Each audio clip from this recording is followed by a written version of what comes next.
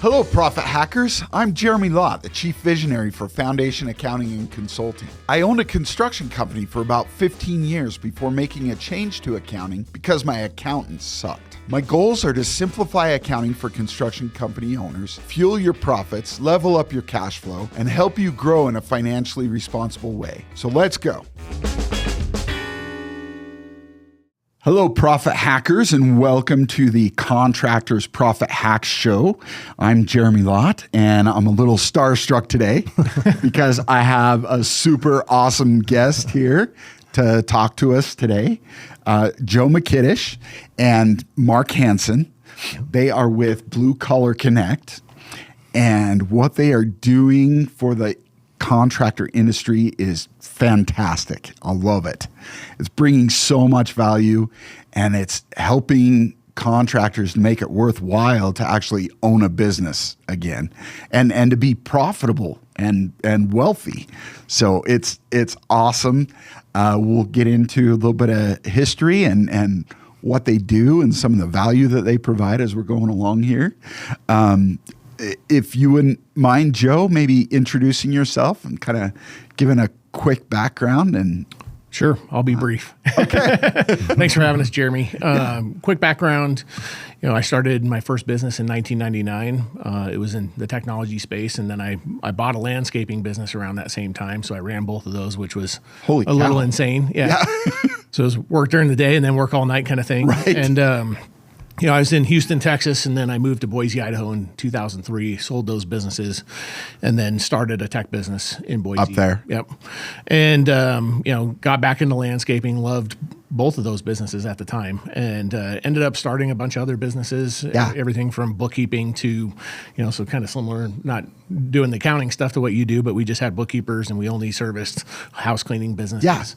And I sold that business, sold the tech business, sold the landscaping business, and, I'll just fast forward, owned 16 different businesses. Some of them, Wow. I had partners in, my wife and I started several. We had a marketing company. We had an outsourced sales business. So we had fractional sales. Okay. Got the idea from the fractional CFO model, and we created fractional sales. So that was a lot of fun, doing a lot of different things. And then we started teaching business owners who are our clients that we were doing other things for. Hey, you could do this better. You could hire better. Here's how you could acquire customers. Are you doing follow-up, the basics. And it just turned into a coaching business. So I took everything I learned from all those businesses, and I spent a unreasonable amount of money on self-education. Usually when I tell people the amount, they don't believe me, so I won't go into the number. But let's just say that a college degree looks cheap compared to what I paid to educate myself on becoming a great business owner. So, I started that process in about 2005. I was like, well, I'm great at all these businesses, terrible at being a business owner. And so I wanted to become an amazing business owner. So 6,000 business books later, that's Mark and I kind of figured out the math on one of our trips down here to Salt Lake. Holy cow. And, I really realized that there's a lot of business owners that needed some help. Yeah. And so went on that journey. About 10 years ago, I started trying to figure out passive income. Owned a bunch of rentals, realized that's not passive income. That's income you work for, maybe unreasonably, how to work for that for a small amount of money. And so I got out of that and started doing investing and then teaching other people that. But the coaching business was exhausting, and I didn't really like the model that we had created, which was coaching small group, 5 people at a time in a small group for a 6-month program. And so my day would be every hour I was on a different coaching call with our clients. And my wife and I went up in the mountains and decided, hey, what are we going to do next? And the idea for Blue Collar Connect was formed from an old notebook that I had. I actually wrote down the idea for Blue Collar Connect back in 1999. Holy cow. And that was the first notebook I pulled out of the box, and we read that, and I was like, hey, let's see if we can model it out. Yeah. And we spent the whole rest of the weekend creating the idea for the business. And so we've been in business. June was our second year. So, 2 years and how many months? 4? 5 months, whatever it is now. But we started in Boise and started putting together groups of contractors and home services, and trades business owners, and building that network out. And the model is not only just the networking side, which most people think that's what Blue Collar Connect is. I think it's the name Connect that gets people going on networking, but it's really a mastermind. So we take all those business owners and we put them in a room and they can help each other. So I coach them and teach them things, and then they help each other, hold each other accountable, teach each other things that they've learned in business over the years. And so we started in Boise. Shortly after that, we expanded to San Antonio. Now we're in Salt Lake. Yeah. So we've been here since the beginning of the year, and just been crushing it. And I had all kinds of success here, and provided so much value for lots of contractors. Yeah, in a short period of time, I've seen a lot of change. A lot of people, when people get in business, the number one word that they use to describe why they started their business is freedom.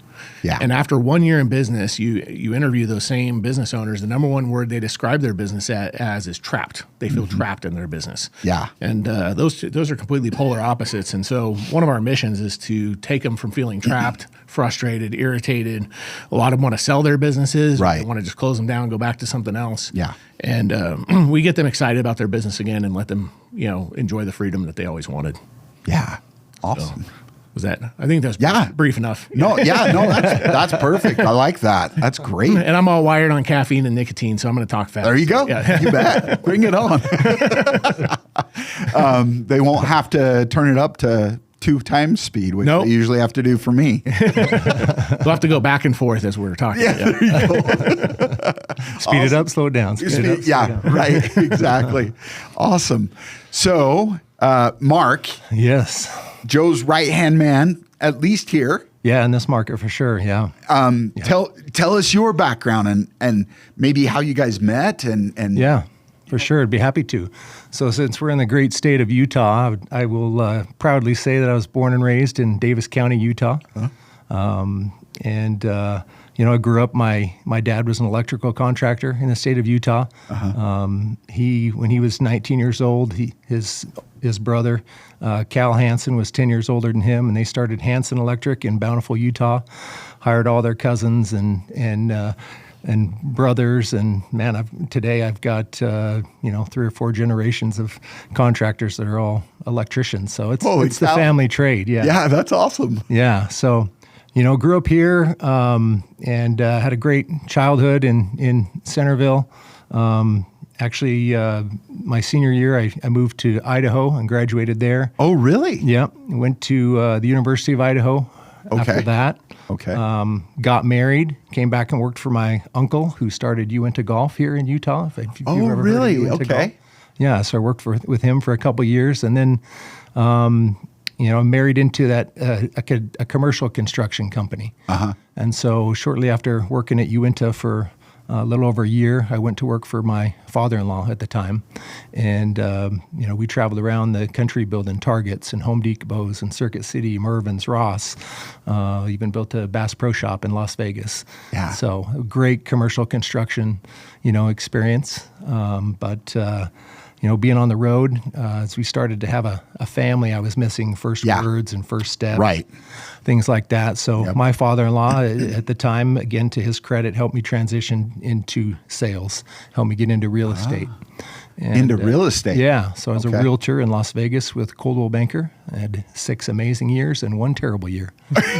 And unfortunately... 2007? Yep. 2008? Yep. And, that year was bad enough. It was tough on the marriage and ended that marriage. I came back. Oh, I'm so sorry. Thanks, man. It was rough. I don't wish that on anybody. But I have great empathy for those who have been through it. And, I was up and down like a roller coaster for 3 years. But I can only imagine. Yeah, I came back here and, I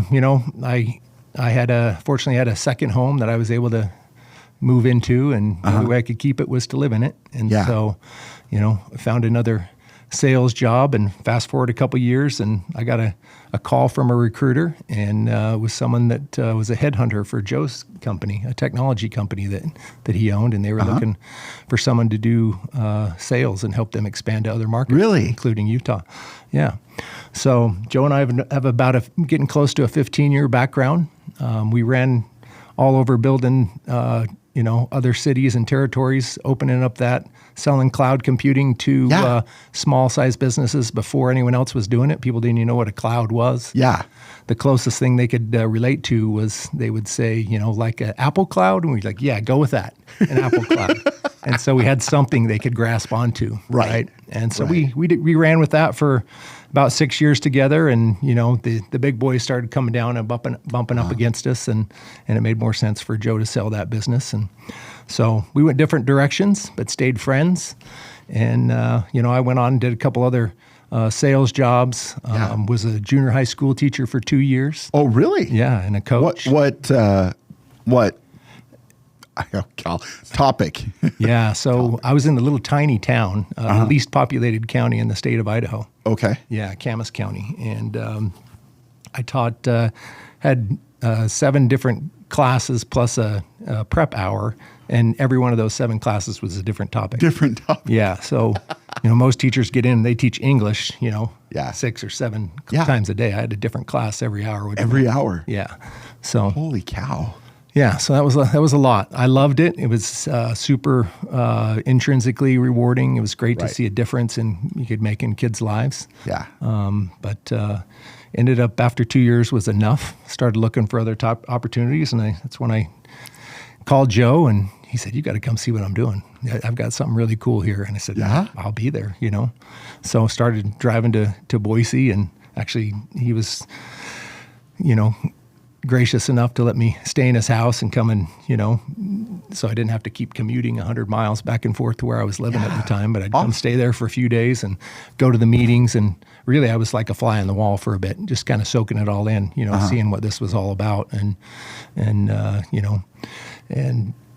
think it's one of the coolest things I've ever done. I mean, we're absolutely changing lives on a daily basis. So it's so fulfilling. Yeah, it's great. That's awesome. Love it. That's super cool. Yeah. So what are your roles?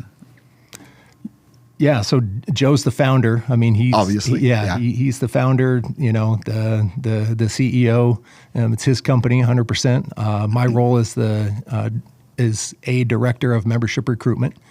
There's a couple of us. Yeah. I primarily focus in the Salt Lake market. There's a little bit of overlap in Boise, but I'm primarily focused here in Utah. So okay, yeah, awesome. Yeah, that's great. And you guys have grown to how many members in Utah?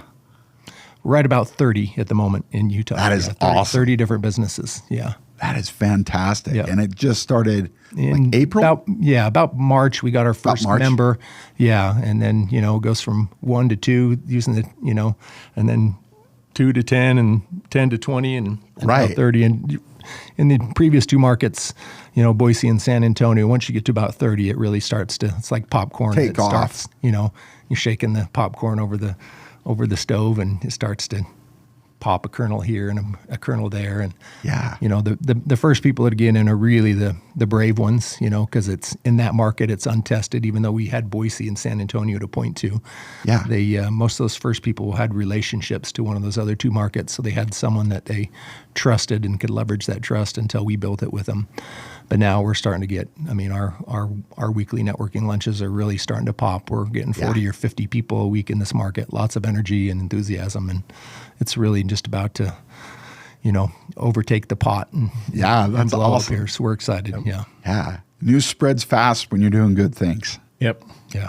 And that's how we get new members, is primarily referrals from existing ones. So the first people here, because we have a model that has never existed, I actually hired a guy before we started this with just the idea. I'm like, hey, can you go do some research for me? And he researches trademarks and copyrights and patents and business models. And I was like, start with the U.S. and Canada. Not that we're going to move to Canada, but I was like, is there anything like Blue Collar Connect anywhere? And he came back about 6 weeks later, and he was like, looked everywhere, every English-speaking country in the world, can't find anything like it. So I was like, well, I guess we're going to have blue ocean for real, and we're going to have to figure out our own way. Yeah. So there's nothing else that we could model. So, early on it was like trial and error, but we've got a pretty refined product now on what we're doing. So awesome. And we're seeing results fast. Usually, I always tell people, give me a year of your life and I'll change it forever. And usually it takes about 6 weeks. And they're like, you've completely change my business and my personal life, and I can see the end game better. So that is awesome. Yeah. So that really intrigues me, because I think the saying is usually that the pioneers are the ones laying face down in the ground with the arrows in their backs, right? Yeah, exactly. So how did you overcome that to become successful in a brand new concept so quickly? Well, I think there's a lot of hunger for it.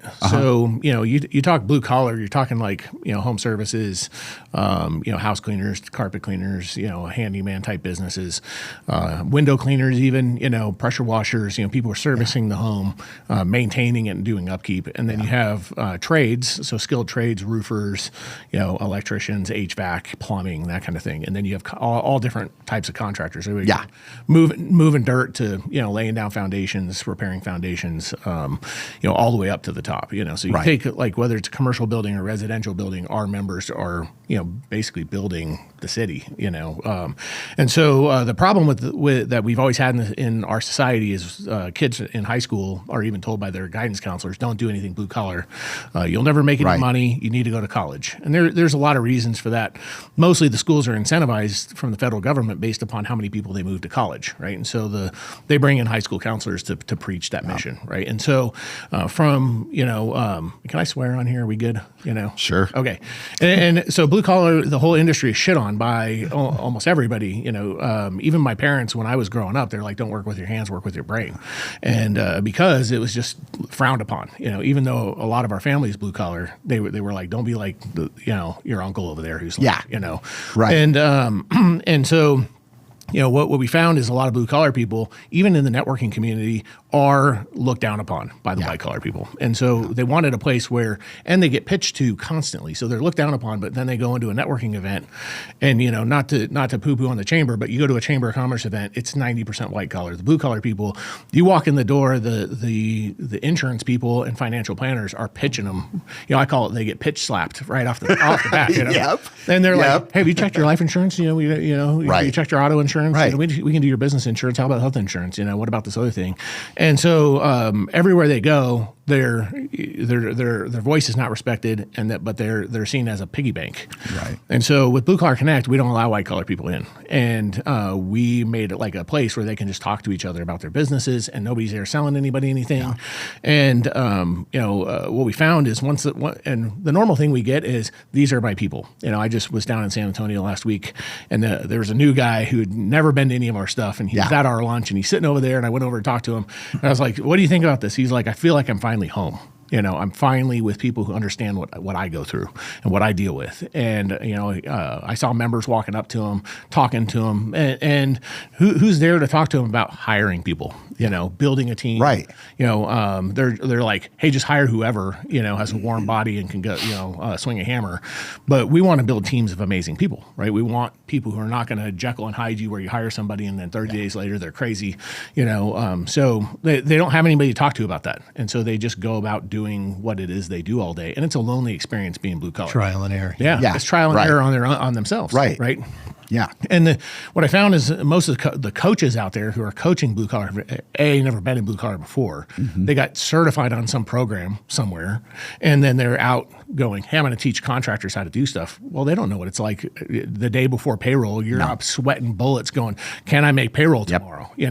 Do I need to tap into my line of credit? Oh, I can't get a line of credit because the banks don't respect us either. Right. And so, what we've done is fundamentally changed how the market in a very short period of time, how the market sees blue collar people. It used to be I'd go into a networking event and I'd see somebody blue collar and they're like, I have an idea, and everybody would be like, well, they don't want to hear from that guy. Now, especially in Boise, a couple of our members went to a networking thing and people were asking their opinion about how business should be run. Right. So in a very short period of time, they went from being disrespected to respected.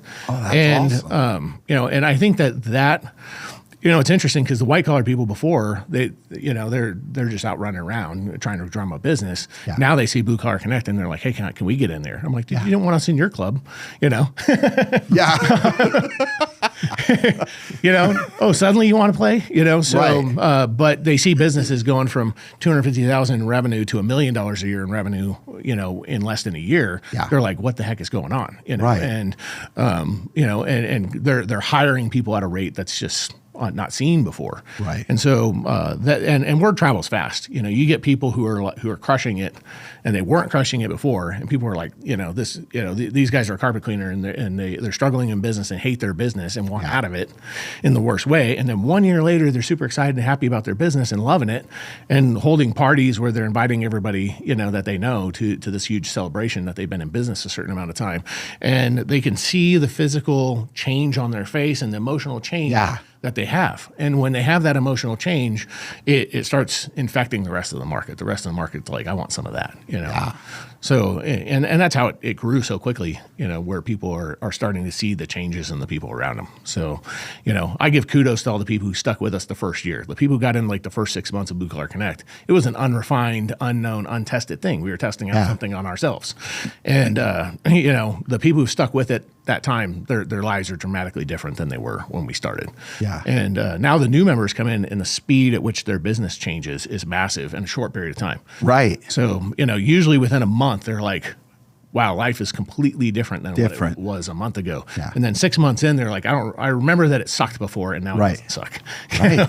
And then they start telling other people who they talk to, they're out having beers with somebody, or, they're having coffee or breaking bread with somebody, and they're like, my business sucks, it's frustrating. They're like, have you heard of Blue Collar Connect before? You should probably come over here and talk to them. Yeah. So, it's just the impact that they're putting out in the market themselves. They're like, I just hired 4 people, I just hired an admin, I just hired a project manager, and they're like, dude, a year ago you hated your business. Now you're hiring a bunch of people, and you're super excited, and you're popping out of bed, and fired up as like there's the concept of your first day at work. Right? Your first day owning a business is the most exciting day you'll ever have that day. Yeah, right. and then the drudgery of it sets in, and to see people go back to that level of excitement they had when they first started is like, it's appealing to other people because we all want it. And I tell our members all the time, I created this thing because it's something I never had. We had networking groups, of course. Everybody knows BNI and the chambers and all these different ones. Mm-hmm. And there's like Connect Utah here, and there's a lot of these networking groups that are out there. But there's no place that's like creating what we're creating. It just doesn't exist. Yeah, no, agreed, 100%. And it's really amazing, like I've said a dozen times already, to see the change, like you were talking about. The old system used to be that you have to go to school and get good grades so you can go to a good college. Mm-hmm. And then you have to get your degree in college so you can go work as a manager or something somewhere. Right. And then you work there for 40 years and you retire on a pension. Right? And that model doesn't exist anymore. That's not the way. Very, very rare. Yeah, that's not the way it works so much anymore. Right. Outside of like Winco and some of these other ESOP. Government jobs. Yeah, government jobs. And then like you have a few corporations that are running employee-owned organizations that are very good. But you can count on one hand the number of how many can I even think of off the top of my head? Maybe 2 or 3. Right. And that model doesn't exist anymore, but also and very limited. And then the other thing that does exist is people go to college and they rack up a massive amount of debt. So they're starting out life in this huge hole that they never get out of, because then they're sold. Yeah. So lie number one. I got a degree in horticulture. Right. You don't need a degree in horticulture to be a landscaper. No. No. And like you think about all these people with degrees out there that have massive school debt. Mm-hmm. I have a friend who's an attorney, right, and he's 35 years old, and he still has school debt. Right, he's 35 years old. Yeah, and he racked up so much debt going to college that it's a hole he's in. And then he sold another lie, which is the best investment you're ever going to make is your home. And so he goes and buys a home, and he's got to keep up with the other lawyers. He's got to buy a nicer house. Now he's got a club membership at some club so he can play with golf with them or whatever. And then all these things rack up a massive amount of debt, and then they just live in this debt lifestyle. And so with Blue Collar, you can get into it, not rack up debt. You can start off in a very solid career. Some of the best paid people in our economy are skilled trades. Right. You think electricians, plumbers, HVAC roofers. All these people, the type of money they make is insane. Yeah. And even my son, he owns a landscaping business. He's 21 years old, and he had a girlfriend where her dad was like, "You got to stop dating that guy because he's blue collar." And I'm like, "Dude, he makes more money than you do." Like, and he has no idea. He has zero debt. He invests every dollar he makes, you know. And I set him on the path early. Hey, this is how you invest. This is how you build up, dividend income, so you don't have to live like this forever. And so, he makes more in money and passive income than most people his age make at their job. And then they're getting out of college. His friends he went to high school with are starting to exit college with all this school debt. Yeah. And what are they doing? And buying houses. Yeah. Yep. And he's over there going, "You guys are crazy." Yeah. And we want to teach our people how to live that lifestyle where they're, not necessarily debt free, because I'm not a huge Dave Ramsey fanatic or anything, but I believe you're in good company there. Yeah, I believe that you can instead of a debt snowball, build a wealth snowball, and so we teach that process. Yeah. We teach people how to use their business as the driver to build personal wealth, and nobody shows them that. There's the financial planners, they come in, they're like, "Hey, we're going to put you in a 401k or an IRA. You can't touch till you're 65 years old." It doesn't help their current situation, and so we teach them how to use their businesses as a driver to drive that wealth snowball. Yeah. And so within, usually 3 to 5 years of working with us, we foresee, based on, the evidence, obviously we've only been in business 2 years, but the evidence of the people who've been working with us during this time, that it's totally doable for them to be completely out of, paying all their bills with their own active money. Now it's all coming from passive money. Right. And what does that do for you? It frees you up emotionally. I mean, and this is what I tell people all the time, when you have a money problem, what do you think about? Like you're married, right? Yeah. So you're having dinner with your spouse or your kids, and you have a money problem. What are you thinking about? The money problem. You're not present for them anymore. Right. You're in your own head. Right. And I think about all these examples in my own life, and my parents, my grandparents, and people when I was having money problems early. Because I had school debt. I went to college, and all I was thinking about was my money problems. I wasn't thinking about the wisdom they could impart or being present in that situation. And so we want to flip that for the blue collar people, where they have somebody who is not there financially incentivized, because I'm not a financial advisor. I'm not going to go, "Hey, I'm going to put you in something where I get paid a fee for that." I just show them what I did. This is how I did it. And then they go, "Oh, I can do that too." And on a bite-sized increment. You don't need to start it out. One of my mentors showed it to me about 9 years ago, and I was so mad that nobody had showed it to me, and I was just so frustrated. I was just like so angry. I wanted to flip the table. I'm like, "What is going on?" And because I had the 401k and the IRA and all that stuff, and I realized that, and of course I put it in a spreadsheet because I'm a numbers guy, and I was like, what if I had been doing this all along? I mean, what life-changing difference it would be? How much different would my life look? It'd be massively different. And so I couldn't very well then, like, all the people who learned it with me around that same time from that same mentor are all like retired now. They're like, "We're done working. We're going to live on a beach somewhere." And in fact, some of them still talk to me, and they're like, "Dude, why are you wasting your time on this stuff?" And I'm like, they're like, "You don't need to go do that. You could go hang out with us." I'm like, well, the thing is, I was so mad when somebody showed it to me at the beginning, our mentor showed it to us, that I couldn't very well then not show it to other people and show them how being a small business owner doesn't mean you have to suffer so much. Right. Because I tell people all the time, owning a business is not for the faint of heart, and it's not for everybody. Right. And what percentage of business owners ever get to the point where they make enough money in their business to do anything with? Only 7% of businesses in the United States ever even hit $1 million in revenue one time, much less how many of them are repeated, and then how many of them get to the point where they can actually start investing that because, they're told, "Hey, you need like millions of dollars to be able to do anything. By the way, you want to go buy a piece of real estate. This is how much you got to put down. Then you got to do all this other stuff. And by the way, after you're all done with all that, the profit you're going to make per piece of real estate per month is $167. Good luck. Yeah. How many do you need in order to retire?" Yeah. A shit ton. That's the answer to that. And, I'm like, what if you didn't have to do all that? What if you could do it another way? What if you could use your business as the driver and don't have to sell the business to get it? And that's one of the things where they're like, "Oh, I was planning on, I had a business coach who told me to reinvest all my money back into the business, and then we're going to sell it for millions and zillions of dollars, 10 years from now." And then they go to sell the business, and they're like, "Oh, your business you've worked the last 10 years on is worth $200,000. Yeah. And after taxes and fees and the lawyers take their money, and no money. Yeah. They're like, "Oh, I'm left with $75,000 or $100,000, and they're like, "Well, this wasn't the dream I was sold." And so what if you can create that dream without doing all that? Yeah.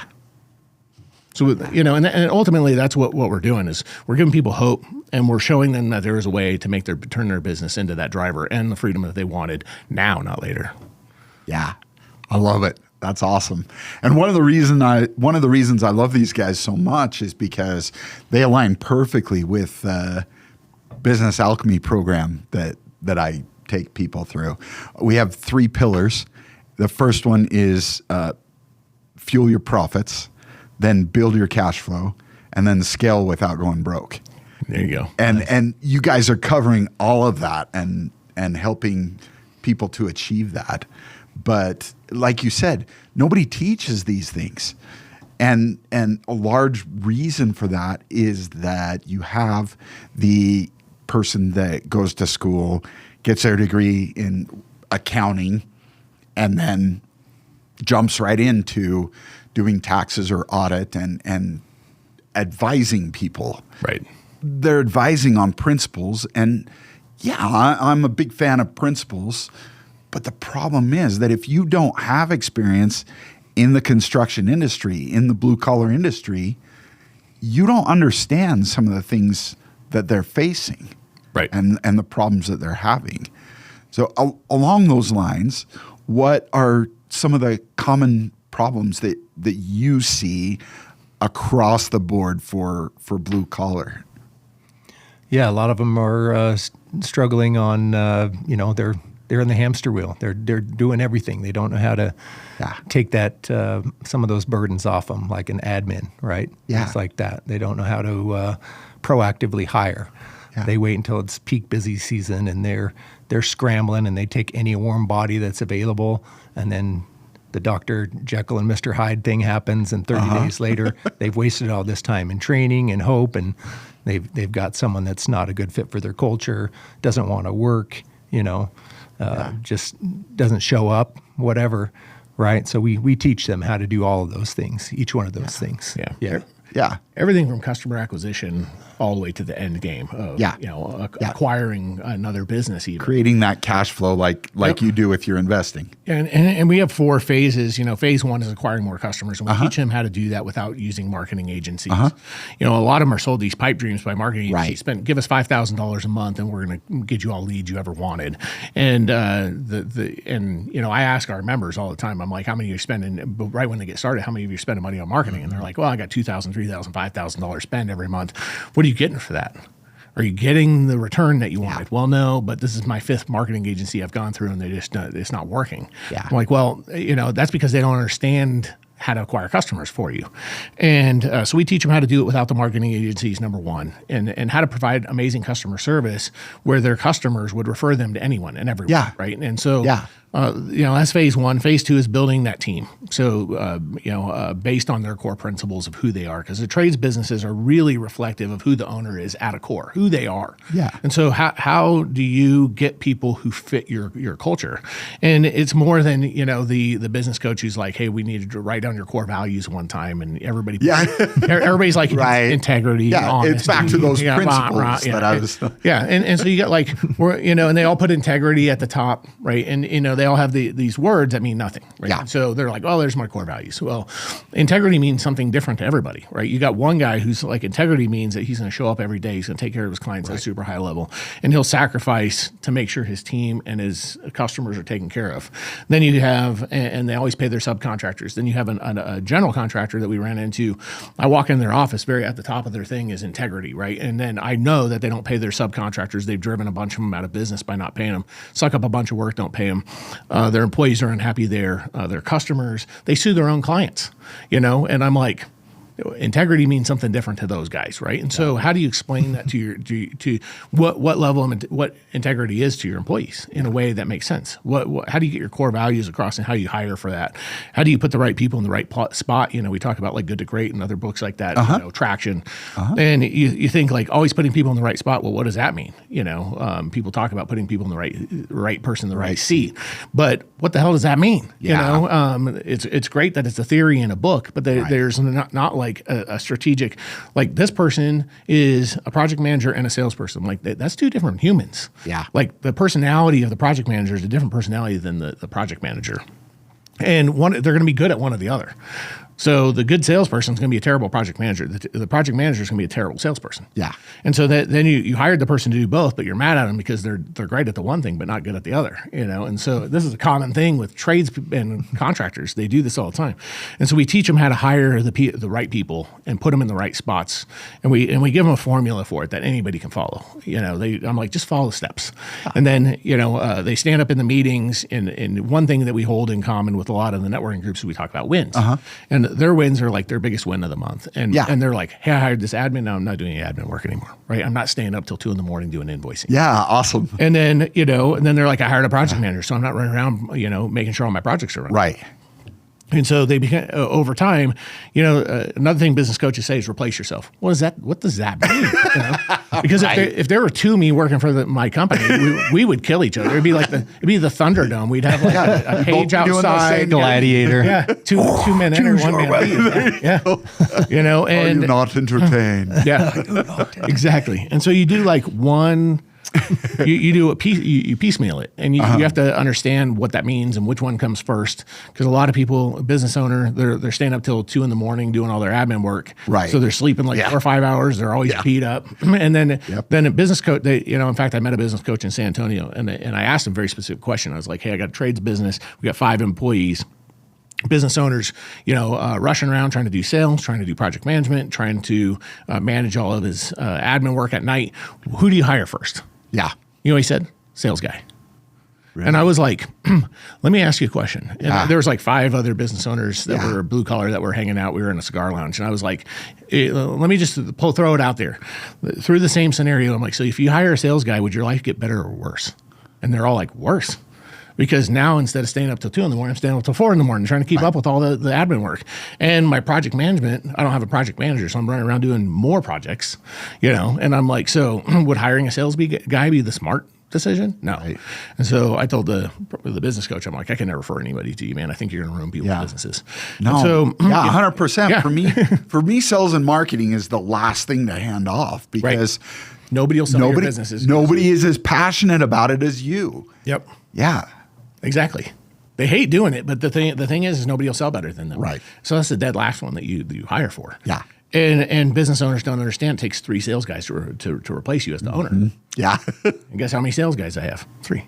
And there you go. So I don't do any sales. There you go. And so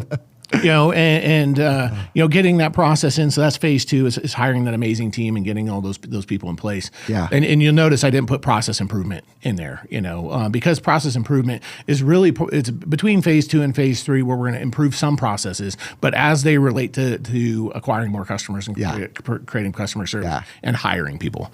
And then, phase 3 is building that profitability, engine in. So you're building profit into your business, maximizing, doing job costing, ensuring that all of your jobs are profitable. And then you start monitoring your numbers more because we start them on an investment process. So they start investing and they're not just monitoring the numbers just for the sake of monitoring numbers. I know all my numbers. Perfect. How much profit are you making? Well, I know that number, but it doesn't mean anything, And so when they start investing their business profits into something, and I have my own version of Profit First that I implement for them. Yeah. And so I'm like, start tracking your numbers. We're going to build profit in and we're going to do something with that profit money. And how do you deal with the IRS? You get a $40,000 tax bill. Most of them are scratching a check for $40,000. I'm like, they'll take a payment plan, right? And so we teach them how cash to do flow. Yeah, we teach them how to do that. So we're like, don't pay them your $40,000 in cash that you have in the bank. Let that money work for you. Make that money work for you. Sam. Yeah, exactly. Take the passive income you get from his that pound of flesh either way. Yeah, to pay your tax bill. And by the way, the IRS loves making payment plans. They do it for me every year. They love it. Yeah, and they love my payments. Yeah, and so so we teach, and most and it's worth all the interest you're going to pay on it. That's it. And who gives a shit your what the payments interest too. is? Right. Who cares? Exactly. Right. Poor people think about interest. Right. Rich people don't. They're like, no, it's cash flow. It's all cash flow. Yep. If I can get on this and it gives me more cash flow to invest, I can create more income, and that income covers that payment.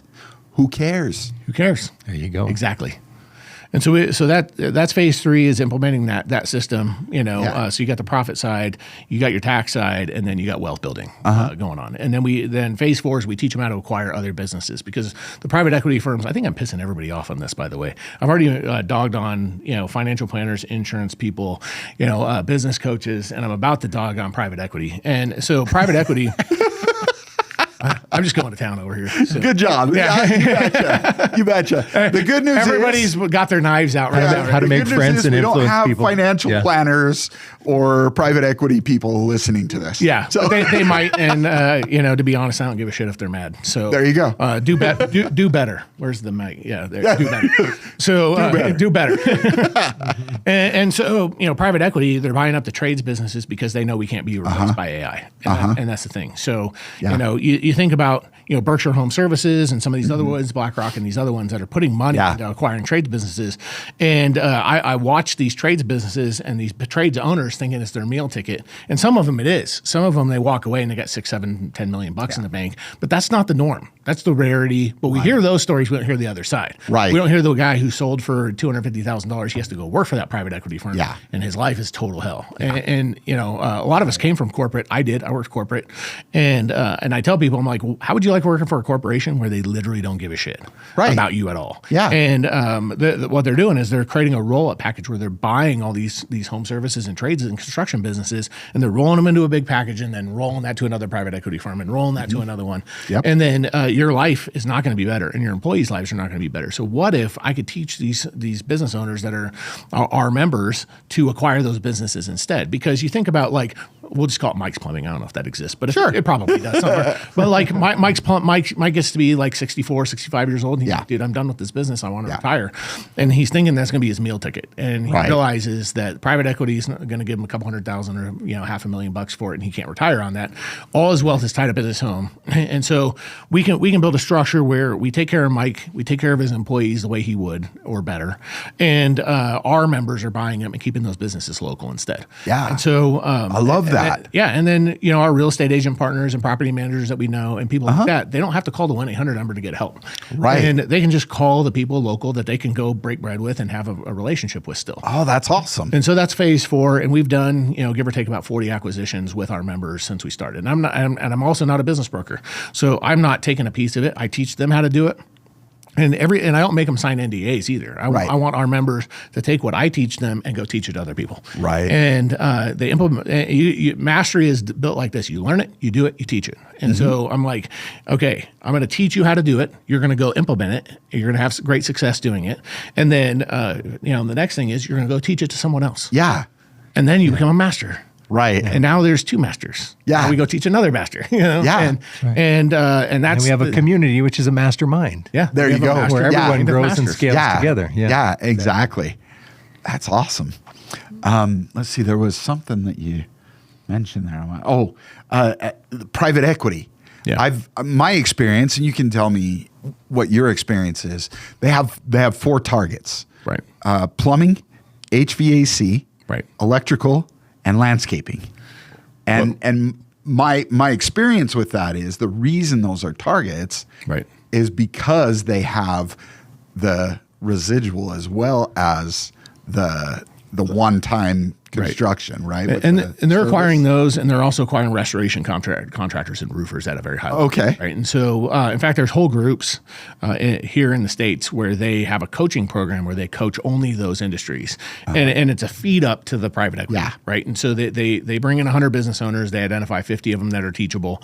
They teach it. They help them grow their businesses by coaching them. And then they roll those businesses into their private equity. That's actually the thing that they make their money on the back end. Right. And so the difference between us and those other ones is we don't take a piece of our client's business in any way, right? They pay them an annual membership fee, and then there's nothing else, right? We don't charge them any kind of additional money.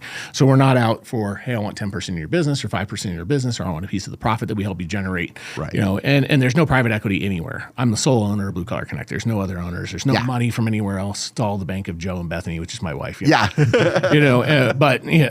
own 100% of it, and the reason I did that is, people ask me all the time, because private equity people reach out to me all the time. They're like, "Hey, we want to play with you." I'm like, "No, you're actually the enemy here." I've now got your name on the list of people that I'm trying to help our businesses buy those businesses before they do. And because I've played with private equity before, and I got burned hard. I lost over $4 million on one deal with a private equity firm, I will never do it again. And I see what our members go through, when they're getting hit up constantly by private equity, right? Constantly getting hit up. And some of them have entertained those, and they get down the line and they realize, you're hanging out with. If you've ever seen the movie The Devil's Advocate, when have you seen that movie before? No, I haven't. So Keanu Reeves, he's an attorney, and he gets involved in a law firm. Okay, and it's Al Pacino. Is the devil? Yeah. Al Pacino's the devil. And so he realizes that all his dreams are coming true, but then one day he looks around the law firm and everybody's faces change and they're all demons. And, it's like that when dealing with some of these folks, where you realize if you're on the lookout and you're looking for it, you realize what their true nature is and what they're trying to do to you. Yeah. And it's not for your best interest. And it's not for the good. And, not to say that all private equity is demons. Hopefully nobody sues me over that one. But but the reality is, if you play with them, you're going to get burned. Some of the very few people I've met over the years who made out well on a private equity transaction, good on them. Yeah. But for the most part, they're not going to. And our goal is to help them so that they have that self-confidence to go say no, and to go, no, I'm building something here that's actually a legacy that I'm going to pass on. Whether it's to their kids or somebody else or to their own employees, and they're going to teach their employees how to be good stewards of their money and teach them the things that we're teaching on how to build their own wealth. Yeah. And so, in fact, I just hired a new employee on Monday, and I'm teaching it to her. And a couple of people I told this to, they're like, "Why are you teaching your employees to be free?" I'm like, "Because I like working with free people." That it makes no sense. Yeah. Because, if Mark has money problems, it trickles down to his performance. Yeah. Right. If he doesn't have money problems, then he performs better. And so if I can teach them in small increments how to get to that point where they're free, so much better. And I teach our members, I'm like, hey, go teach your employees. One of our members down in San Antonio, they do about $40 million a year in revenue. Uh-huh. So they're one of our larger members, and they have meetings where they teach their employees what we're teaching them. And so they're starting to implement that process. And they're like, wow, this is so much better when our employees can see a light at the end of the tunnel. Yes. Take your 401k contribution that you're giving to them and pay them in a way and teach them, hey, you can take that money that we've given you here that you can't touch till you're 65. And by the way, when they leave, they even forget they have the 401k, or if they have it, what are they going to do with it?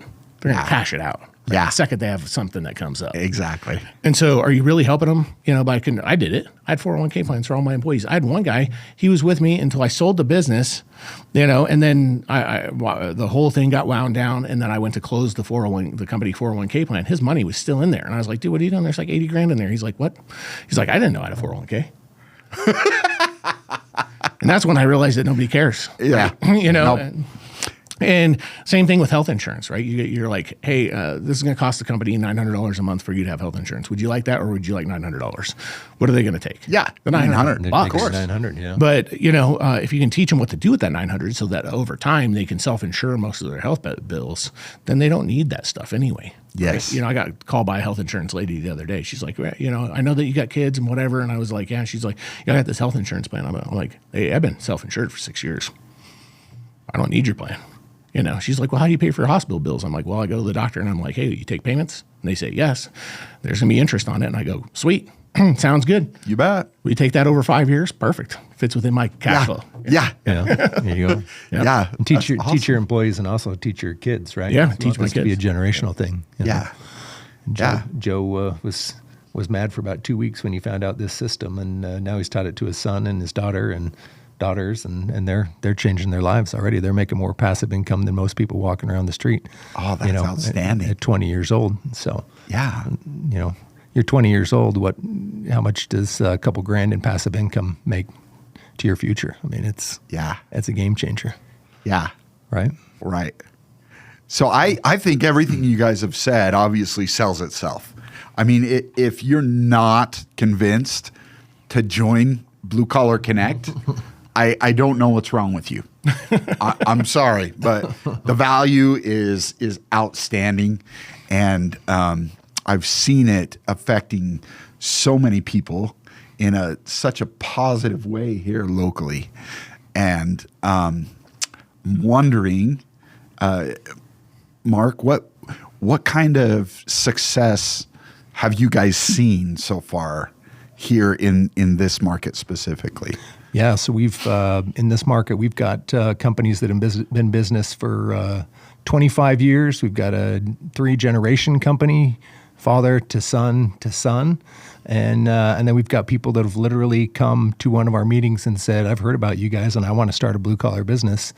And how do I get started? Oh, really? Right. Yeah. So people that don't even have a business yet, and they're looking to us for advice on how to get started. And we love those people because they couldn't start in a better way. Yeah. Right. I tell the story all the time. I already told you my dad was an electrical contractor in the state. Over the course of their lifetime, my dad and my uncle had a guy for everything. Right. So, but it took them a lifetime. To get no matter what you needed, they knew a guy, right? Yes. They used. And so with Blue Collar Connect, we can hand someone that from day one. Yeah. Think about a new member in Boise, first day in business, they've got 200 contractors to draw from their knowledge to, every different trade. We have over 85 different trades and identified that are, eligible to be members of Blue Collar Connect. So now you've got a guy for everything. You go out and do a job for someone in your trade and they need this and this and this. Now you've got vetted, qualified contractors that you can refer. You become the source of the source. Yeah. That customer's you're going to become sticky. That customer's going to be sticky to you because now they think of you, man, that Jeremy, he knows everything. Yeah. He knows everybody. Right. He came out to fix my water heater and he knew a guy to do my countertops, my roof, my fence, my sprinklers. It's all done. My windows are clean. Yeah. Their driveway's power washed. He's got all these connections. They're great people. And every one of them are nice, right? And we hope there's group accountability. It's not like he's taking a chance for someone he doesn't know. He sees these people on a regular basis. Yeah. He's building relationships with them. I love it. And then if they don't perform when he sends a referral, they're accountable to the group. Yeah. So it's even a higher level standard. Right. So the customer loves it. The real estate agents, the property managers that we work with, they love it. It's just a win-win-win for everybody. Yeah. Awesome. Yeah. And that's where it starts because a lot of our members, we talk about success. They start building a structure and we teach them how to talk to their own clients better. So they start getting so many referrals, they fire in their marketing agencies. Yeah. Suddenly they have all this money to play with and they can do other stuff. And then, another success we hear all the time from our members here in Salt Lake is they've hired people the right way and their team is building out properly and they're super excited with their employees now. And before they were like, I can't take it, people are making me nuts, and now they're like, wow, now I've got the right people. And then a number of them have gotten to the point where they started doing the investing piece of it with some of their profits. And then they, one guy is not here, he's in San Antonio, but he's a house painter, right? And so he owned a franchise. Got out of the franchise and started his own house painting business. And, he's like, dude, the main stressor I have right now starting a brand new thing after I had to buy my way out of this other thing is I don't have the money to pay my own bills. So I have to work my tail off to do that every month. And I could pay my mortgage. And, but he had a chunk of money sitting there from a retirement plan from his military days that was being managed by an advisor. And I was like, well, let's go look at how much what's it doing? And how much are they taking in fees from you? And let's play it out over. He's like 32 years old, something like that. Oh, really? Right. And so you look at like the next 33 years. Is that $60,000 going to help him? Probably when he's 65, but he needs the money now.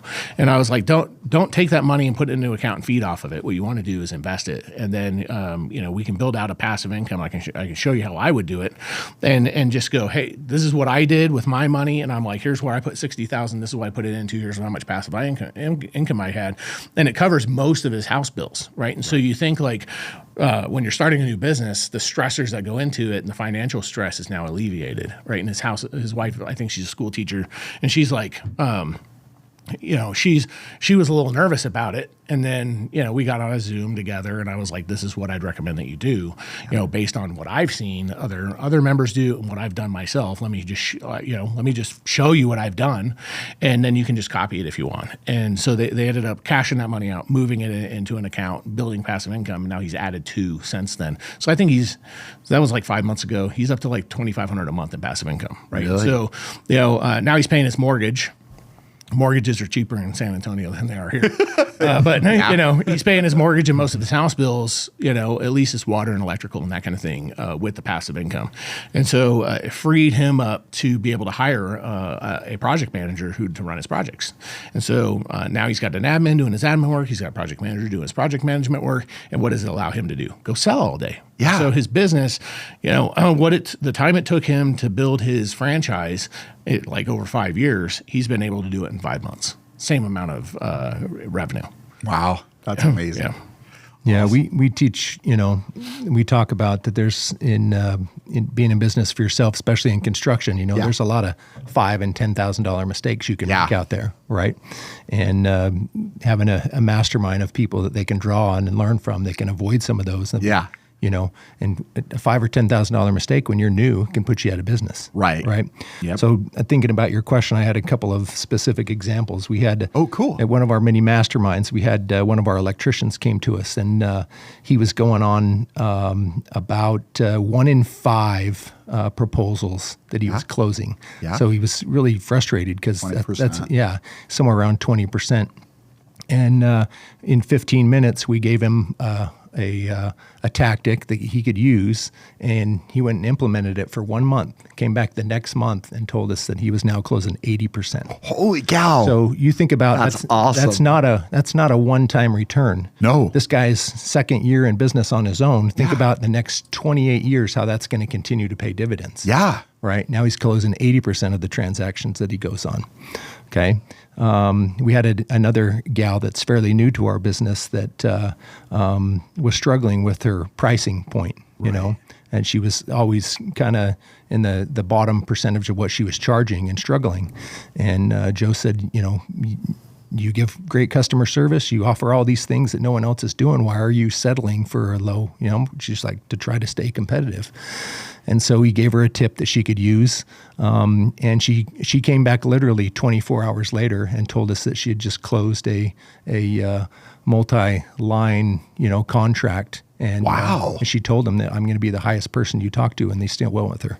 So that's incredible, right? That is quick change. And we've got probably half of our members just in a few months have been able to hire someone, so they're growing. They're finding people to help them, and they're really, experiencing tremendous growth. I mean, we've got multiple people that call me and say, I'm so busy, I don't know what to do next, right? Yeah. So it's good. The system's working. It's still early in Salt Lake, but we've got 2 years of knowledge in Boise and in San Antonio. We know that what we're teaching works, and we're already seeing the fruits of that success. So it's exciting. Yeah. And when they talk about wins, they're like, this is the biggest month I've ever been in business, like around the room, everybody. Yeah. Awesome. The biggest contract I've ever closed, biggest month I've ever closed. Yep. Yep. And you think like a lot of people in the trades, they're like, I got to stay competitive, so I got to keep my prices low. I'm like, what if you could be the most expensive and still win? And so we teach those tactics on how to do that. And it's no gimmick. It's just how you talk to the customer, how you present yourself, how you present your brand, how you, the benefits that you bring them are worth that amount of money. Yeah. And so we make sure that the value is there for the customer, and then we teach them how to sell that value the right way. Mm-hmm. So. And what it does is it builds these lifelong customers who love them, and that's really our focus, is to help them get to the point where there's a win-win-win, right? So the customer's winning, the person who referred them is winning because they made them look good, and then the person who's doing the work is winning. Not only did they win a new customer, but they're winning financially in a way that actually benefits them, their employees, and their family. Now they can pay people better. They can build wealth for themselves. They can teach their employees how to do it and pay them enough to do it. Yeah. And to Mark's point, we have a lot of members where our fee, is a major stretch for them, and they get in. In fact, one of them, she told me, she's like, that's the last money I had, to get in. And I was like, well, shit, I got to fix this problem right away. I was like, yeah. And so on a Saturday, I spent an hour with her on the phone. I'm like, here's the techniques and strategies you need to put in place, and you just start now. Like, screw that it's Saturday, start doing this now. And so, literally a few days later, I told her, I'm like, here's some accountability. You got to text me and tell me you did the task each day. Yeah. And within a week, she fixed her money problems. And last month when we were down here, she said that she was on track to 3x her revenue from the month before. And she's holy cow! 2 months now. 2 months. Yeah. So she's been in 2 months and she's 3xing her revenue. And before, she went from broke and the money she spent with us was the last money she had to now. Literally the definition of leap of faith. Yeah. This is the last money I'm having. You guys are my, get goosebumps talking about it. You guys are my last hope. Yeah. And normally I don't try and save people when they're already underwater and all that's sticking out as their fingertips. But like in this case, I didn't even know that was the last money she had. But I was like, okay, I gotta make sure that she immediately gets techniques that can dig her out of that hole. Right. And it doesn't take long. Most business owners, when they're in that place, they're just depressed and they can't see anything. And so and I give them stuff that's so easy that they're almost like, this is too easy. It can't be that easy. Yeah. And I'm like, well, just if it's that easy, just try it. Try it.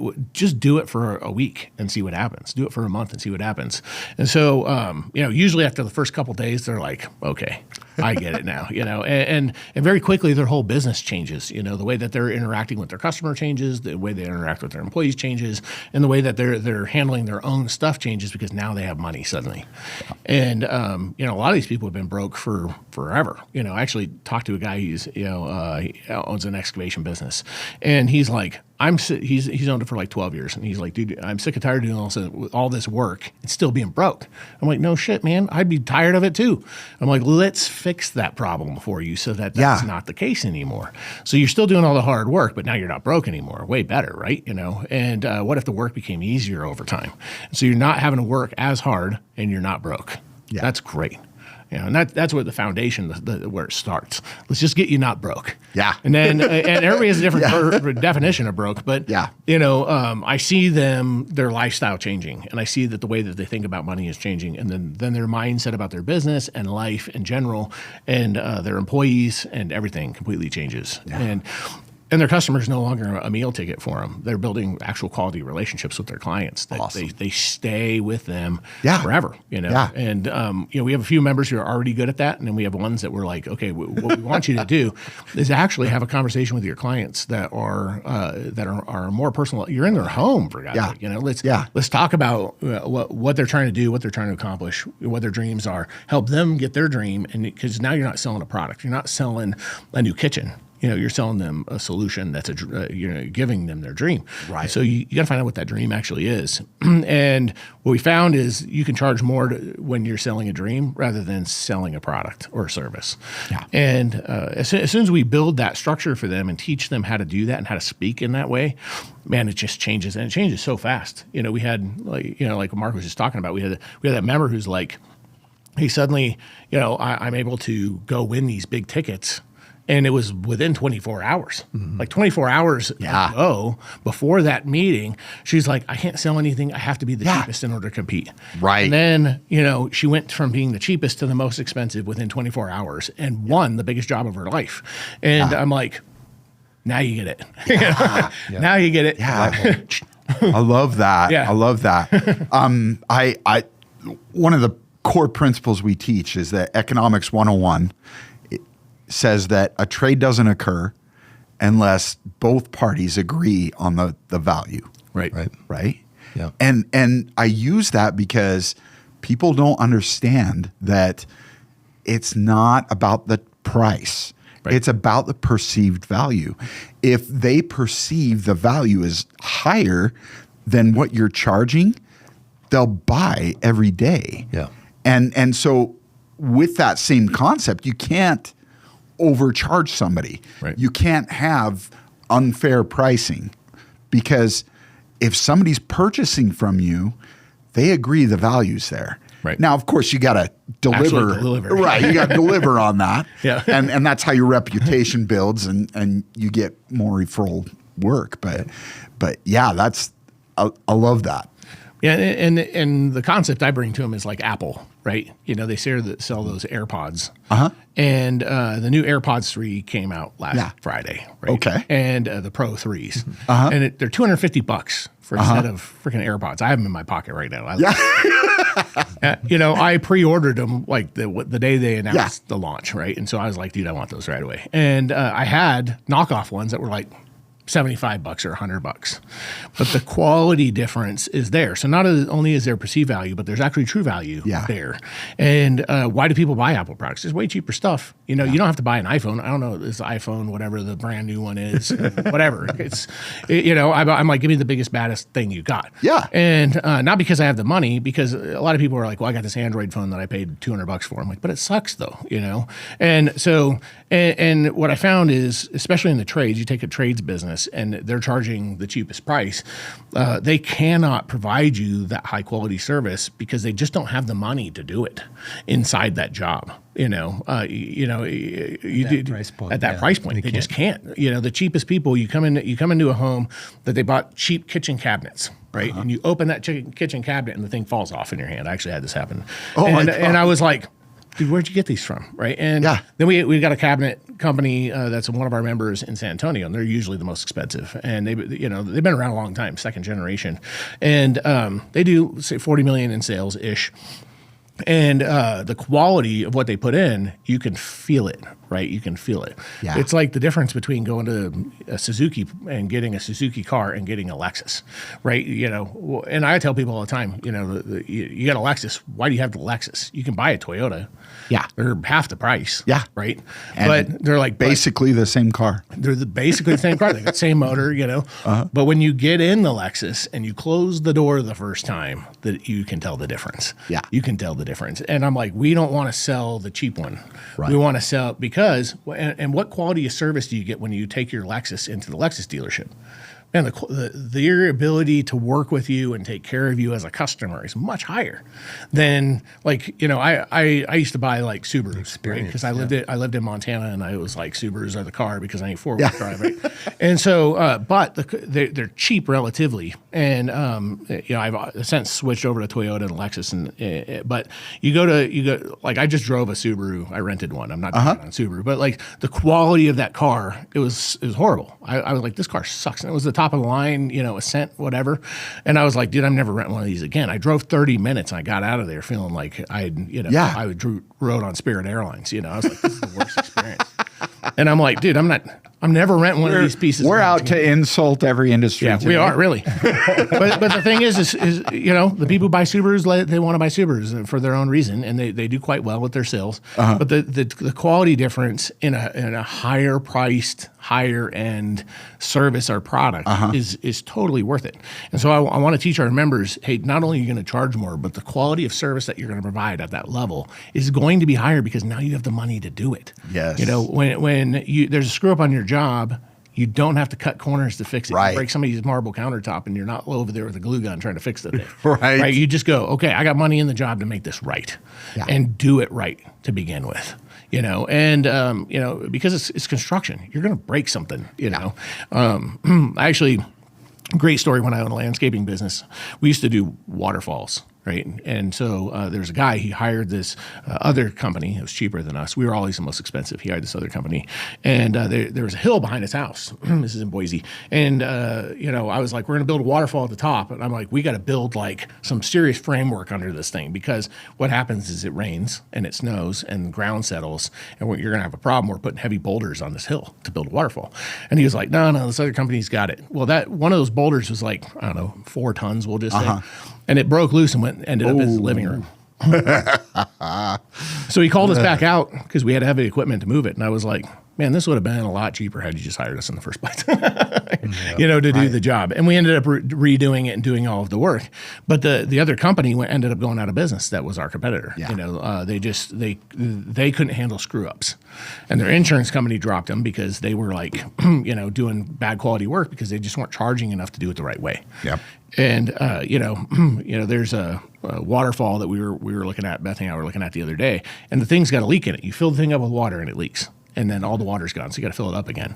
I'm like, man, if they had built this thing right the first time, you know, this thing would be here for 50 or 100 years, still running water. And you know, but you know, I looked at the bid because the home actually had a book of everything that had ever been bought for the home, and I went back and looked at the pumps and what the materials they were used in there, and I was like, oh man, all this is shit. And then I saw the price at the bottom, and I was like, well, that's why it's all shit, because they were charging so low a price.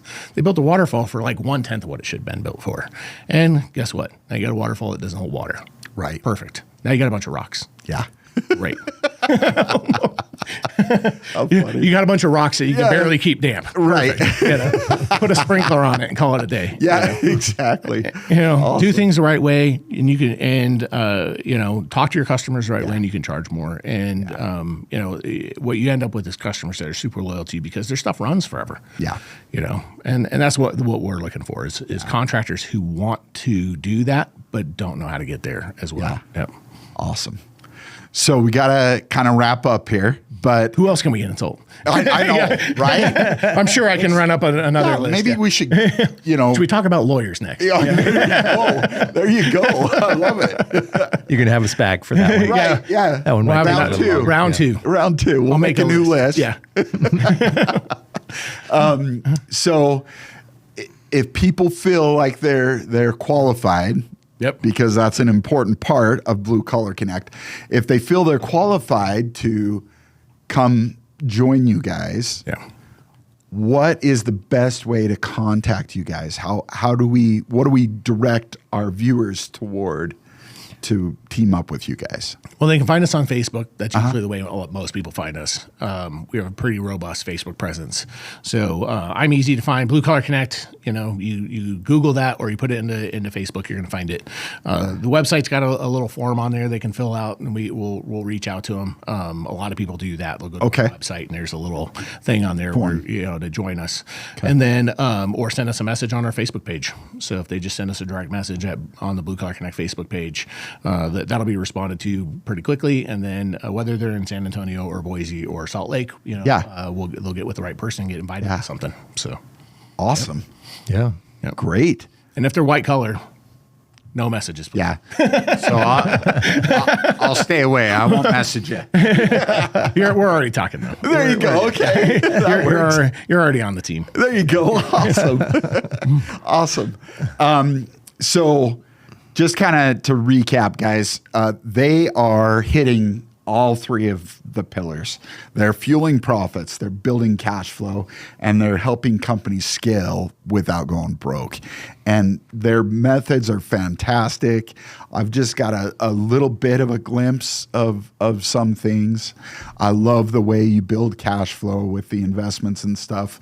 And hopefully you feel qualified enough to team up with these guys and reach out to them and see how they can help you, because they're doing amazing things for the contractors here in this industry. So thank you very much, Profit Hackers, and we'll see you on the next episode.